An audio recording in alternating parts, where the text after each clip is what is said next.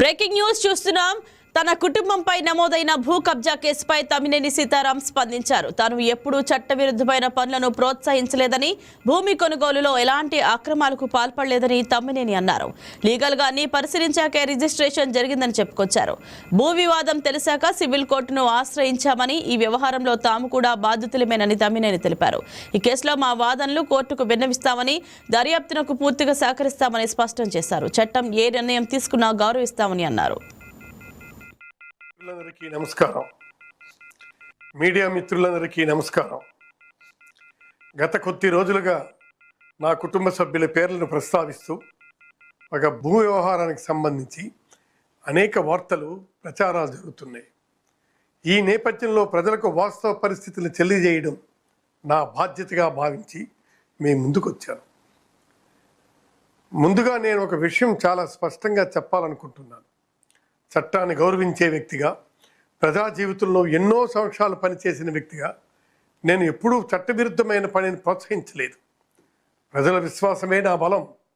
ఆ విశ్వాసాన్ని దెబ్బతీసే విధంగా నేను కానీ, నా కుటుంబ సభ్యులు కానీ ఉద్దేశపూర్వకంగా వ్యవహరించే ప్రశ్నే లేదు. ప్రస్తుతం వివాదంలో ఉన్న స్థలాన్ని కొనుగోలు చేసే సమయంలో మేము ఎలాంటి అక్రమ మార్గాన్ని అనుసరించలేదు. మాకు భూమిని విక్రయిస్తామని చెప్పిన వ్యక్తుల ద్వారా డాక్యుమెంట్ రైటర్లు, మధ్యవర్తులు చూపించిన పత్రాలను పరిశీలించిన తర్వాతనే కొనుగోలు ప్రక్రియ జరిగింది. రిజిస్ట్రేషన్ సమయంలో సంబంధించిన పత్రాలన్నీ సబ్ రిజిస్ట్రార్ కార్యాలయంలో సమర్పించబడ్డాయి. అక్కడ చట్ట ప్రకారం పరిశీలన జరిగిన తర్వాత రిజిస్ట్రేషన్ పూర్తయింది. ఆ సమయంలో ఎలాంటి అభ్యంతరాలు లేదా లోపాలు ఉన్నాయని మాకు తెలియజేయలేదు. ఆ తర్వాత భూమిపై వివాదం ఉందని, యాజమాన్యానికి సంబంధించి అభ్యంతరాలు ఉన్నాయని తెలిసింది. వెంటనే మేము చట్టబద్ధమైన మార్గాన్ని ఎంచుకున్నాం. ఈ అంశం ఇప్పటికే సివిల్ కోర్టు పరిధిలో ఉంది. గత ఏడాదిన్నరగా న్యాయ ప్రక్రియ కొనసాగుతుంది. మేము న్యాయ వ్యవస్థను ఆశ్రయించాం. చట్టంపై పూర్తి విశ్వాసంతో ముందుకు వెళ్తున్నాం. ఇక్కడ నేను ఒక విషయం చెప్పాలనుకున్నాను.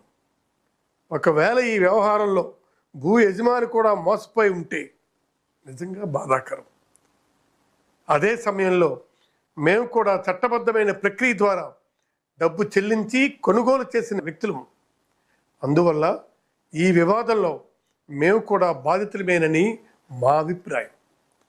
సివిల్ కోర్టులో ఇప్పటికే విచారణ జరుగుతున్న సమయంలో ఇప్పుడు క్రిమినల్ కేసు నమోదు కావడం మాకు ఆశ్చర్యం కలిగించింది. ఈ అంశంపై మా న్యాయవాదులు చట్టపరంగా తమ వాదనలు వినిపిస్తారు. న్యాయస్థానమే వాస్తవాలు నిర్ధారిస్తుంది. ఈ కేసుల గురించి ఎలాంటి దర్యాప్తు జరిగినా మేము పూర్తిగా సహకరిస్తాం. చట్టం ముందు హాజరవుతాం. అవసరమైన ప్రతి పత్రాన్ని సమర్పిస్తాం.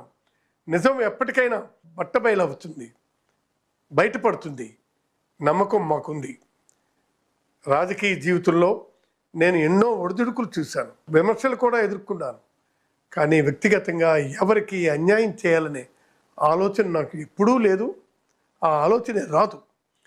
ప్రజలు నన్ను ఎన్నో సంవత్సరాలు ఆదరించారు. ఆ విశ్వాసాన్ని నిలబెట్టుకోవడమే నా లక్ష్యం. ఈ సందర్భంగా మీడియా మిత్రులకు ఒక విజ్ఞప్తి చేస్తున్నాను. కేసు కోర్టు పరిధిలో ఉన్నందున దర్యాప్తు పూర్తి కాకముందే ఎలాంటి నిర్ణయాలకు రావద్దు.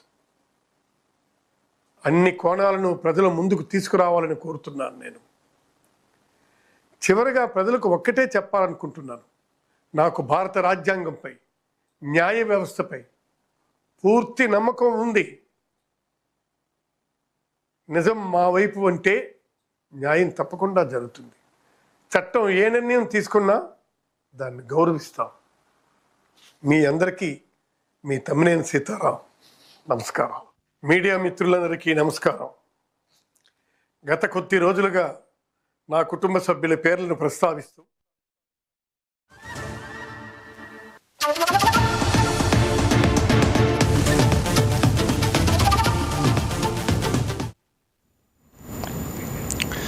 నెల్లూరులో టీడీపీ చేపట్టిన ఇంటింటికి టీడీపీ కార్యక్రమంలో రాష్ట్ర పురపాలక శాఖ మంత్రి డాక్టర్ పొంగూరు నారాయణ ప్రతిపక్ష వైసీపీపై తీవ్రస్థాయిలో విమర్శలు గుప్పించారు.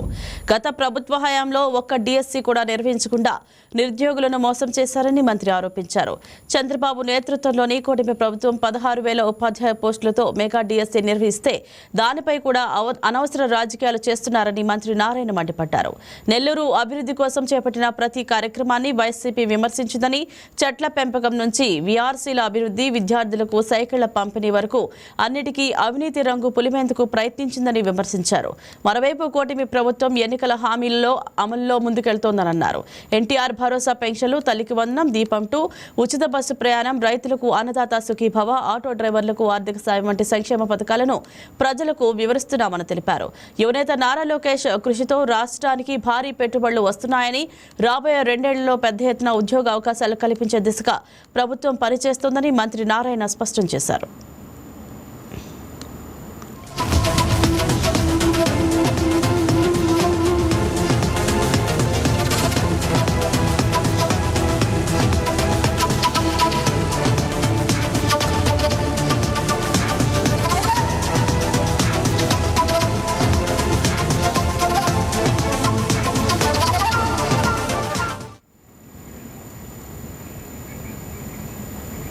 పార్వతీపురం మన్యం జిల్లాలో కూటమి ప్రభుత్వం చేపట్టిన ఇంటింటికి కార్యక్రమం ప్రారంభమైంది. పార్వతీపురం కొత్తవలస 5వ వార్డులో ఎమ్మెల్యే బోనెల విజయచంద్ర ఈ కార్యక్రమాన్ని ప్రారంభించి ప్రజలను నేరుగా కలిసి ప్రభుత్వ సంక్షేమ పథకాల అమలుపై వివరించారు.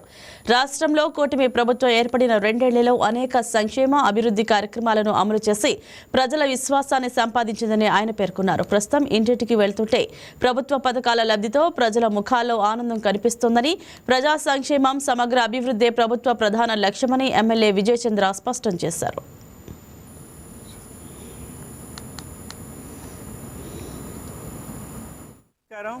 ఈ రోజు నుంచి రాష్ట్రం మొత్తం మీద కూడా కూటమి ప్రభుత్వానికి 2 ఏళ్లలో మా సంక్షేమ విజయాలకి ఇంటింటికి వెళ్ళడం జరుగుతుంది.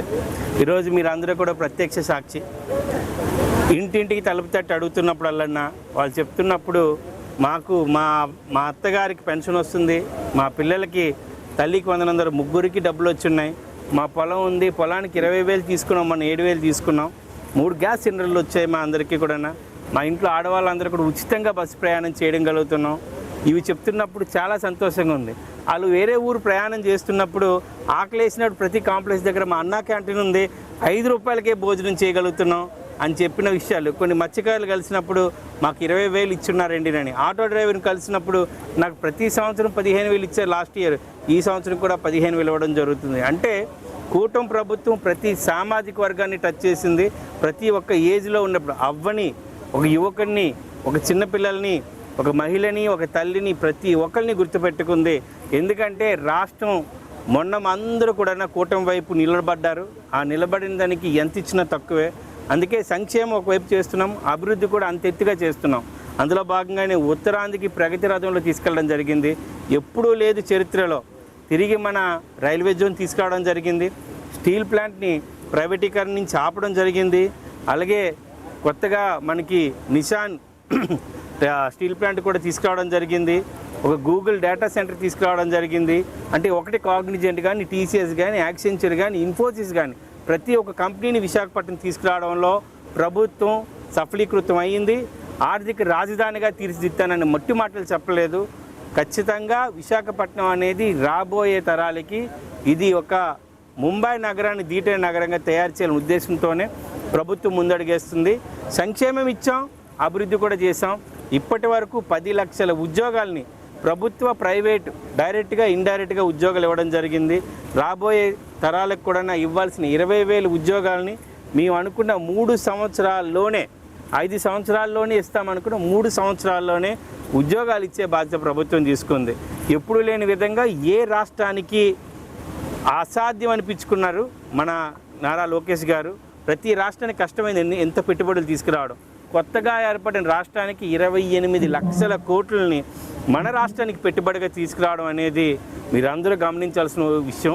ఒకవైపు పవన్ కళ్యాణ్ గారు కానీ, అలాగే బీజేపీ నుంచి మనకిస్తున్న సపోర్ట్ కానీ ఎప్పుడు కూడా మర్చిపోలేము. కూటమి ప్రభుత్వం ఎవరి ధర్మం వాళ్ళు ఫాలో అవుతున్నారు. ఖచ్చితంగా ఈ ప్రజల్ని తెలుగు వారిని ప్రపంచీకరణ పౌరులుగా దిద్దాలన్న ఆలోచనతోనే ప్రభుత్వం. నెల్లూరు జిల్లా వెంకటగిరి నియోజకవర్గం రావూరులో తెలుగుదేశం పార్టీ చేపట్టిన ఇంటింటికి టీడీపీ కార్యక్రమం ఉత్సాహంగా సాగింది. ఎమ్మెల్యే కురుగొండ రామకృష్ణ ఆదేశాల మేరకు పట్టణ అధ్యక్షుడు కోటి నాయుడు ఆధ్వర్యంలో నిర్వహించిన ఈ కార్యక్రమంలో టీడీపీ నాయకులు కార్యకర్తలు ఇంటింటికి వెళ్లి ప్రజలను కలిసి వారి సమస్యలను అడిగి తెలుసుకున్నారు. ప్రభుత్వ సంక్షేమ అభివృద్ధి కార్యక్రమాలను ప్రజలకు వివరిస్తూనే రాబోయే రోజుల్లో చేపట్టనున్న కార్యక్రమాలపై అవగాహన కల్పించారు. పార్టీ బలోపేతానికి ప్రతి కార్యకర్త ప్రజల్లోనే ఉంటూ వారి సమస్యల పరిష్కారానికి కృషి చేయాలని కోటి నాయుడు పిలుపునిచ్చారు. ఈ కార్యక్రమంలో స్థానిక టీడీపీ నాయకులు కార్యకర్తలు పెద్ద సంఖ్యలో పాల్గొన్నారు. ఫైర్ బంగ్లా ఉంది కదా, ఫైర్ స్టేషన్ ఉంది కదా, ఆపోజిట్ లో ఏం జరుగుతుందంటే పంగిల్ కరెంట్ ఉంది. వాళ్ళకి త్రీ ఫేస్ వస్తుంది పంగిల్ నుంచి, అంటే పంగిల్ బేస్ లీటర్ వస్తుంది వాళ్ళకి. దీనివల్ల ఏమవుతుందంటే వీళ్ళకి వాటర్ సఫిషియెంట్గా అందటం లేదు. అది ఓన్లీ కోటా కరెంట్లోనే మోటార్ పోతుంది.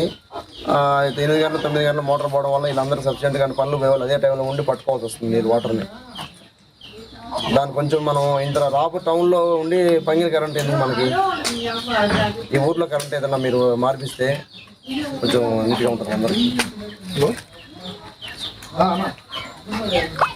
అవును చూడండి, దానికి ఏదైనా చేయాల్సిన చేయిద్దాం, మనం కలిసి చేయిద్దాం సరేనా. దాన్ని ఏం చేయాలి ఒకసారి మీరు విజిట్ చేస్తే కొంచెం పని అవుతుంది. ఏం లేదు, అందరూ పనులు పడిపోయేవాళ్ళు ఆ టైంలోనే ఆ కోటా కరెంట్లో 9 అవర్స్లోనే వీళ్ళు ఉండి నీళ్ళు పట్టుకోవాలి. ఆ టైంలో నీళ్ళు పట్టుకోకపోతే ఇంకా 600 నీళ్ళు ఉండి వాళ్ళకి. అందుకని కొంచెం సాయం చేయండి సార్ సరేనా. పశ్చిమ గోదావరి జిల్లా భీమవరంలోని ప్రసిద్ధ గ్రామదేవత శ్రీ మావుళ్లమ్మ అమ్మవారి ఆలయంలో చారిత్రాత్మక స్వర్ణ అలంకరణకు శ్రీకారం చుట్టారు. విజయదశమి నాటికి సుమారు 35 కోట్ల విలువైన 23 కేజీల బంగారంతో అమ్మవారికి ప్రత్యేక స్వర్ణాభరణాలు తయారు చేయనున్నట్లు రాష్ట్ర public accounts committee chairman Bhimavaram MLA Pulaparthi Ramanjaneyulu తెలిపారు. అంతేకాదు దేశంలోనే గ్రామదేవత ఆలయాల్లో తొలిసారిగా 100 కేజీల బంగారంతో సంపూర్ణ స్వర్ణ వస్త్రాన్ని సిద్ధం చేయాలనే లక్ష్యంతో ముందుకు వెళ్తున్నట్లు వెల్లడించారు. భక్తులు సమర్పించిన 23 కేజీల బంగారాన్ని స్వర్ణ వస్త్ర నిధి కమిటీ అధికారికంగా అందజేసిన ఎమ్మెల్యే దాతల సహకారంతో మరో 27 నుంచి 30 కేజీల బంగారం సమీకరించి సుమారు 150 కోట్ల విలువైన స్వర్ణ వస్త్రాన్ని పూర్తి చేస్తామని చెప్పారు. ఈ కార్యక్రమంలో దేవాదాయ శాఖ అధికారులు, దేవస్థానం పాలకవర్గ సభ్యులు పాల్గొన్నారు. మావుళ్ళమ్మ వారు ఈ పట్టణానికే కాక యావత్ భారతదేశానికి, ప్రపంచంలో ఉన్న భక్తులకి వెల్వేలిపోయింది. ఈ తల్లి కోరిన కోరికలు తీర్చే తల్లి. ఎవరు ఏ కోరిక కోరితే ఆ కోరికను ఖచ్చితంగా తీర్చుంది. అటువంటి తల్లి మన భీమవరం పట్టణంలో ఉండటం మన అదృష్టం. దేవాదాయ ధర్మదాయ శాఖ వారి ఆధ్వర్యంలో, ఎండోమెంట్స్ మినిస్టర్ గారి ఆధ్వర్యంలో 23 కేజీల బంగారాన్ని వస్తువులు చేయడానికి పర్మిషన్ తీసుకొచ్చి ఒక కమిటీని ఏర్పాటు చేశాం. ఆ కమిటీ ఆధ్వర్యంలో ఈ రోజు ఈ వస్తువులు తయారు చేయడానికి కారుమూరి పెరుమాళ్ గుప్తా గారి ద్వారా ఈ ఆభరణాలు చేయడానికి ఈ రోజు వారికి అప్పగిస్తున్నాం. త్వరలో అమ్మవారు సంపూర్ణ స్వర్ణమయం అవ్వబోతుంది. భారతదేశంలో గ్రామ దేవతల ఆలయాల్లో ఏ గ్రామ దేవతకి 364 రోజులు బంగారు స్వర్ణమయంతో ఉండటం ఒక్క మావుళ్ళమ్మ వారే. ఇక భారతదేశంలో ఎక్కడా లేదు. ఈ తల్లికి ఈ బంగారు వస్తువులు ఎప్పుడు 364 రోజులు తల్లి ఒంటి మీద ఉంటాయి. తల్లి బంగారమయమైపోతుంది. అటువంటి తల్లి మన ప్రాంతంలో, మన భీమవరంల పట్ల ఉండటం మన అందరి అదృష్టం. ఈ 23 కేజీల బంగారం అంటే దీని విలువ సుమారుగా 35 కోట్లు. ఈ రోజు అమ్మవారికి వస్తువులు చేయించడానికి ఇచ్చిన బంగారం 35 కోట్లు.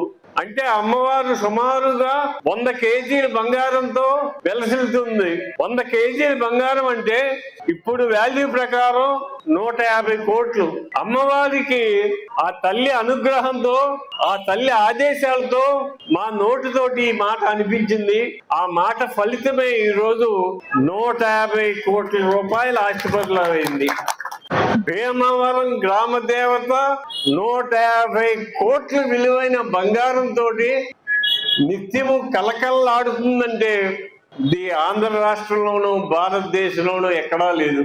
ఇటువంటి తల్లి అనుగ్రహంతో మనమందరం సంతోషంగా సుఖంగా ఉండాలని, ఈ తల్లి అనుగ్రహంతో మన రాష్ట్రం మన దేశం సుభిక్షంగా ఉండాలని చెప్పి కోరుకుంటున్నా. నెల్లూరు జిల్లాలో ఓటర్ల జాబితా ప్రత్యేక సమగ్ర సవరణ ప్రక్రియ విజయవంతంగా పూర్తయింది. స్పెషల్ ఇంటెన్సివ్ రివిజన్ ఎస్ఏఆర్ కింద జిల్లాలో 85.28% ఓటర్ల మ్యాపింగ్ పూర్తి చేసినట్లు జిల్లా కలెక్టర్ హిమాంశు శుక్లా ప్రకటించారు. జూన్ 15 నుంచి జూలై 24 వరకు ఎన్యూమరేషన్ ఫారాల పంపిణీ, సేకరణ, డిజిటలైజేషన్ ప్రక్రియను సమర్థవంతంగా నిర్వహించినట్లు తెలిపారు. మొత్తంగా 19,74,000కు పైగా ఓటర్లలో 16,83,000 మందికి పైగా మ్యాపింగ్ పూర్తయిందని వెల్లడించారు. డూప్లికేట్ ఓట్లు, మరణించిన వారు, శాశ్వతంగా ఇతర ప్రాంతాలకు వెళ్లిన వారి వివరాలను గుర్తించి ఎన్నికల సంఘం నిబంధనల ప్రకారం చర్యలు తీసుకుంటామని చెప్పారు. ఈ నెల 31న డ్రాఫ్ట్ ఓటర్ల జాబితాను విడుదల చేసి అనంతరం క్లెయిమ్స్, అభ్యంతరాలు స్వీకరిస్తామని వెల్లడించారు. ఎస్ఆర్ ప్రక్రియను విజయవంతంగా పూర్తి చేసేందుకు సెలవులు లేకుండా అహర్నిశలు శ్రమించిన బిఎల్ఓలు, సచివాలయ సిబ్బంది, తహసీల్దార్లు, ఆర్డీఓలు, ఎన్నికల విధుల్లో పాల్గొన్న అన్ని శాఖల అధికారులకు జిల్లా కలెక్టర్ ప్రత్యేక అభినందనలు తెలిపారు. టీఎఫ్ ఫార్మ్స్ ని మళ్ళీ తీసుకొని దీన్ని డిజిటైజ్ చేయడం జరిగింది. ఈ ప్రాసెస్ 24/7 లాస్ట్ డే ఉంది. ఆ రోజు ఈ సక్సెస్ఫుల్ గా ఈ ఎక్సర్సైజ్ కంప్లీట్ చేయడం జరిగింది. సో ఫస్ట్ ఆఫ్ ఆల్ ఈ ఎక్సర్సైజ్ సంబంధించిన మాకు రెగ్యులర్ గా గైడెన్స్ ఇవ్వడం, తర్వాత మానిటర్ చేయడం, చాలా సపోర్ట్ చేయడం, దాంట్లో మా సిఓ గారు వివేక్ యాదవ్ గారు ఎప్పుడూ కూడా మాకు చాలా గైడ్ చేశారు. సార్ కి థ్యాంక్స్ చెప్తున్నాము. ఆ తర్వాత జిల్లాలో ఉన్న ఆల్ డిపార్ట్మెంట్స్ ని, ఎస్పెషలీ ఫీల్డ్ లెవెల్లో ఉన్న ఆఫీసర్స్ చాలా కష్టపడి పనిచేశారు. ముఖ్యమైన ఈ సచివాలయం సిబ్బంది వాళ్ళ కోసం ఈ ఎక్సర్సైజ్ ఫస్ట్ టైం. కొంతమంది 24లో ఎలక్షన్ లో పాల్గొన్నారు, కానీ వాళ్ళు ఈ జాబ్ లో కొత్తగా వచ్చారు. వచ్చిన తర్వాత వాళ్ళు చాలా కష్టపడి పని చేశారు. ఎందుకంటే ఇది మిగతా జాబ్ తో పాటు సైమల్టేనియస్ గా అడిషనల్ జాబ్ గా కూడా చేయడం జరిగింది. సో దీనికి సంబంధించిన ఫస్ట్ వాళ్ళందరినీ నేను అభినందనిస్తున్నాం. నెక్స్ట్ వచ్చి మా కలెక్టరేట్ నుంచి జాయింట్ కలెక్టర్ గారు, డిఆర్ఓ గారు కనీసం రోజుకి 2-3 గంటల ఈ ఎక్సర్సైజ్ మీద పెట్టడం జరిగింది. అక్కడ నుంచి ఆల్ ఈఆర్ఓస్, దీనిలో ఆర్డీఓస్ ఉన్నారు, డిప్యూటీ కలెక్టర్స్ ఉన్నారు, 8 ఈఆర్ఓస్ చాలా కష్టపడి డే నైట్ వర్క్ చేయడం జరిగింది. ఏఈఆర్ఓ, ఆల్ ఎంఆర్ఓ, తర్వాత రీసెంట్ గా ఎంపీడీఓస్ ని కూడా ఏఈఆర్ఓస్ గా సెలెక్ట్ చేయడం జరిగింది. వాళ్ళు కూడా కష్టపడి పని చేశారు. అక్కడ నుంచి ఫీల్డ్ లెవెల్ వర్క్ అందరూ దీనిలో కృషి చేశారు. చాలా డిఫికల్ట్ సిచ్యువేషన్ లో కూడా ఒక సాటర్డే, సండే లీవ్ లేదు. ఒక లాస్ట్ 45 డేస్ నుంచి ఒక సండే కూడా నేను ఎవరికి లీవ్ ఇవ్వలేదు. కానీ అందరూ కోఆపరేట్ చేశారు, సహకరించేశారు. అంటే ఇది అవసరం ఉంది కాబట్టి అలా చెప్పడం జరిగింది, చేయడం జరిగింది. వాళ్ళు కూడా పూర్తి. ఏలూరు జిల్లాలోని పోలవరం ప్రాజెక్టు పనుల్లో విషాదకర ఘటన చోటు చేసుకుంది. గ్యాప్ 1 పరిధిలో పనులు జరుగుతున్న సమయంలో నీటిలో మునిగిపోయిన ఓ మిషనరీని బయటకు తీసేందుకు 2 కార్మికులు నీటిలోకి దిగగా ప్రమాదవశాత్తు గల్లంతయ్యారు. కోడూరు రవికాంత్, తాకాసి నాగేశ్వరరావు అనే 2 వ్యక్తులు నీటి ఉధృతిలో చిక్కుకుపోయి మునిగిపోయినట్లు సమాచారం. ఘటన తెలిసిన వెంటనే రెస్క్యూ బృందాలు రంగంలోకి దిగి గాలింపు చర్యలు ప్రారంభించాయి. ఈ ప్రమాదంలో ఒకరి మృతదేహాన్ని గుర్తించగా మరొకరి కోసం గాలింపు కొనసాగుతోంది. ఘటనతో ప్రాజెక్టు ప్రాంతంలో విషాద ఛాయలు అలుముకున్నాయి.